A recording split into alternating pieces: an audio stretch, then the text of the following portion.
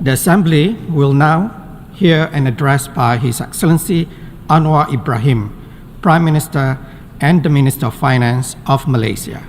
I request protocol to escort His Excellency.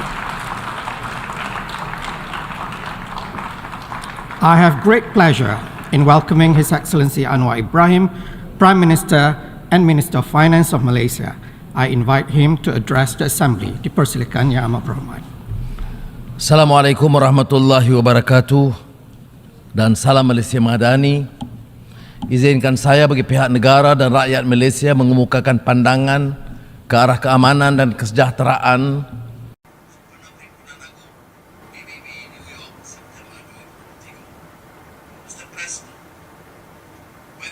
Assembly was established almost 80 years ago. The world was still reeling from the horrors of a catastrophic bloodletting that our nations resolved should never be repeated. A decision profound in wisdom, magnanimous in intent, and bold in ambition was made so that the General Assembly would become the main deliberative, policy-making, and representative organ of the United Nations. A decision that manifested no less than the very strength and courage of our convictions. By giving equal voice to the sovereign nations of the world, the founders of the United Nations pursued a vision of a more democratic world predicated on the dictates of equity and justice. This was a vision that consigned to the past the predations of the strong of the weak, the strong over the weak, of the rich and powerful over the poor and the marginalized, and of the big powers over the rest. That vision, in my opinion, has been utterly shattered to pieces. Today, we find that the major powers and those that aspire to greater international status are increasingly casting the United Nations aside for smaller, supposedly more efficacious platforms. As the powers that be continue to pay lip service to the imperative of multilateralism, we see the emergence of minilateralism instead, effectively becoming fragmented configurations of power. Mr. President, we are living in a deeply polarized world. We are seeing major power rivalry unfolding with consequences that will negatively impact nations, especially the smaller ones in the regions of conflict. The upshot is that we are confronted with a geopolitical and geostrategic dilemma. While the major powers continue to assure that a binary choice is not being imposed, the reality for many is that it is the only choice offered. Unchecked, this will ultimately lead once again to a world where the masses are unrepresented, where the few rule over the many and the many resent the few. The lofty ideals and principles enshrined in the UN Charter call upon nations to resolve their disputes through peaceful means and refrain from the threat or use of force against the territorial integrity and sovereignty or political independence of any state. We condemned unequivocally the Russian invasion of Ukraine. This conflict in Ukraine, for example, underscores the imperative to make peace and settle differences amicably through negotiations. Nevertheless, time is not on our side. And owing to the protracted failure to deal with this Russian-Ukraine crisis, I urge for a concerted multilateral effort led by the United Nations to resolve this. We cannot choose our neighbors, but we can choose to live in peace with them. And peace cannot happen without the cessation of hostilities by all parties. It is imperative for all parties to return to dialogue and resolve their differences through the negotiation table. The extent of the Ukraine conflict has radiated throughout the world as food prices have skyrocketed, leading to shortages and hunger, further malnutrition and despair. As in other conflicts elsewhere, be it in the Middle East or Southeast Asia, forced migration take place, piling on the problems of refugees and statelessness. Mr. President, in the Middle East, the politics of dispossession continues with a vengeance, with more illegal settlements being built, stripping Palestinians of land that rightly belongs to them.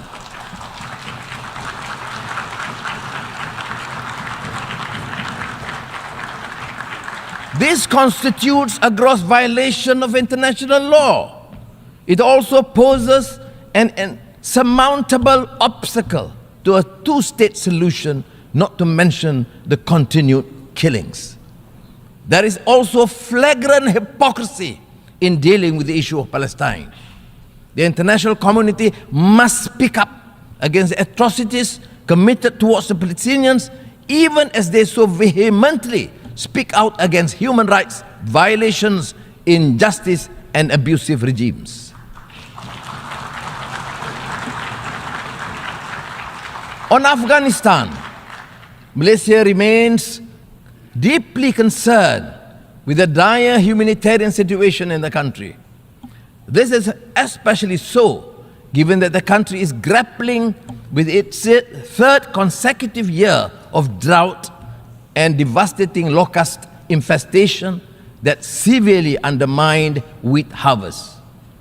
On our part, Malaysia is committed to continue its existing people-to-people relations with Afghanistan, including through the provision of humanitarian aid. However, we remain resolute and firm in our call on the authority of Afghanistan to reverse their exclusionary and discriminatory policies against women and girls. Denying their right to go to school is a violation of the teachings of Islam, not to mention the UN Charter and the multilateral framework of human rights. They are also profoundly detrimental to the future of Afghanistan. Mr. President, we are deeply horrified by the continued post-coup violence and instability in Myanmar. This is currently among Southeast Asia's and ASEAN's biggest strategic and humanitarian challenges in recent years.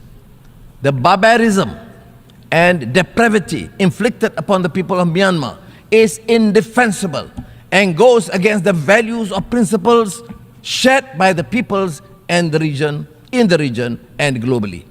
The support of the international community, including the United Nations, is crucial to urge continuously and maintain the necessary pressure on the military authorities to reverse their course. Inasmuch as the principle of ASEAN centrality dictates the continued atrocities must end, Malaysia calls on Myanmar to immediately implement the ASEAN 5-point consensus towards achieving peace and stability in the country.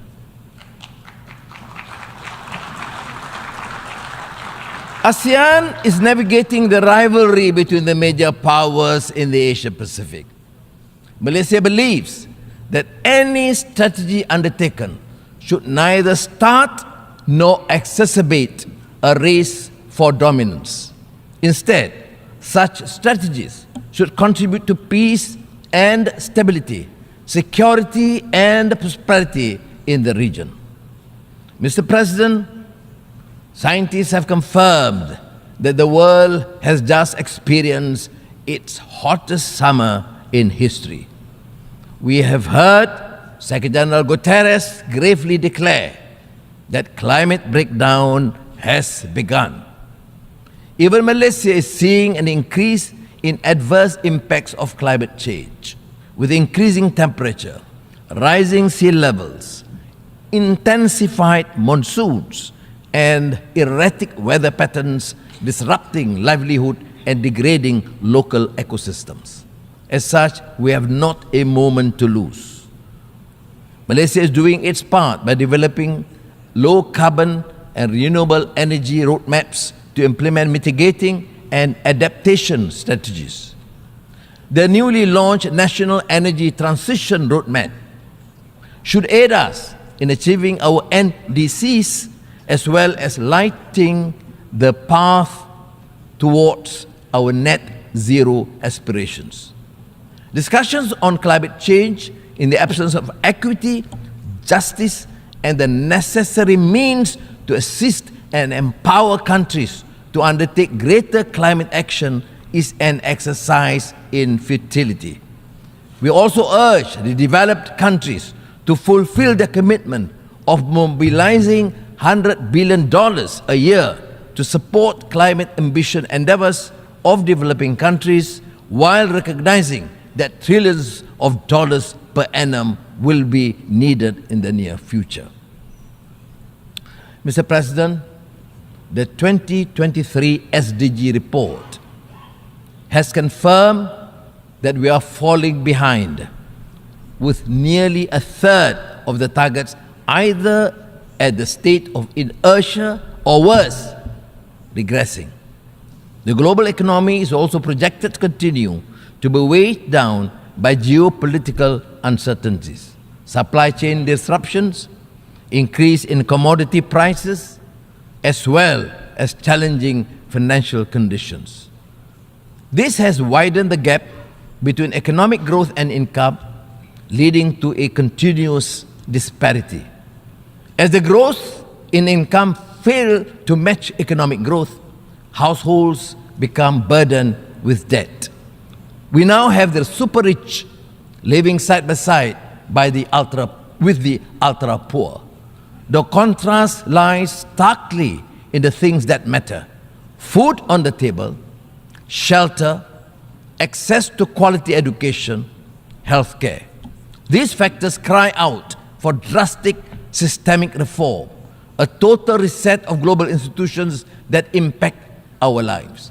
Or else we will continue to face widening inequality, setting apart nations and peoples. Mr. President, we are concerned over the emergence of a new form of racism characterized by xenophobia, negative profiling, and stereotyping of Muslims. This is manifested in an alarming trend of hatred, intolerance, and acts of violence against Muslims and their sanctities. We are appalled by the legitimization of these acts under the feeble defense of human rights. Quran burnings are nothing but a clear Islamophobic act intended to incite hatred.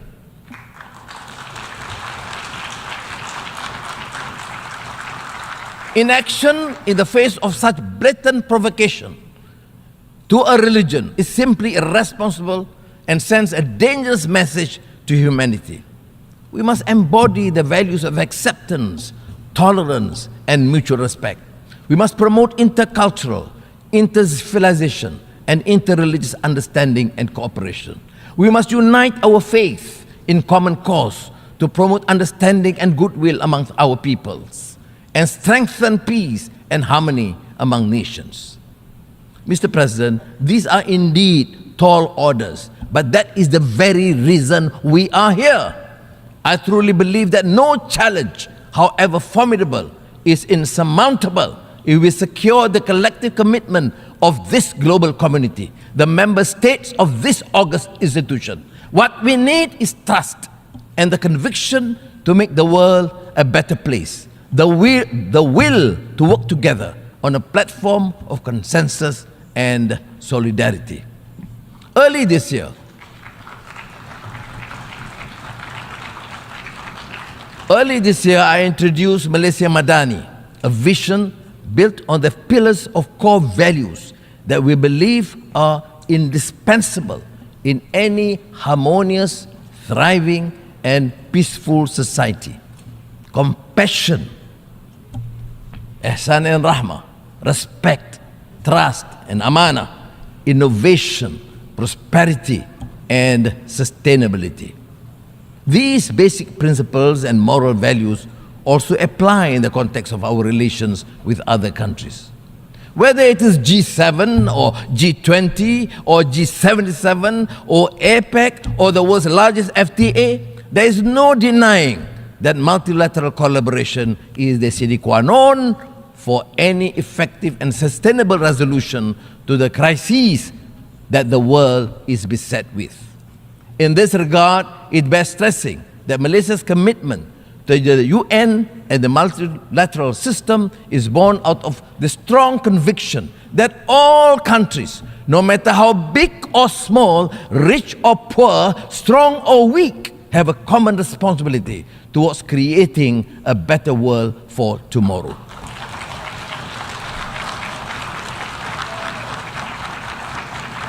The world and our future in it is what we envision and construct it to be. Malaysia believes we can achieve this through greater trust and strengthen multilateralism.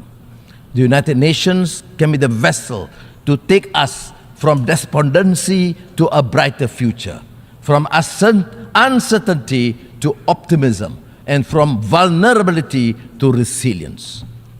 Terima kasih. Assalamualaikum. Terima kasih Yang Amat Berhormat.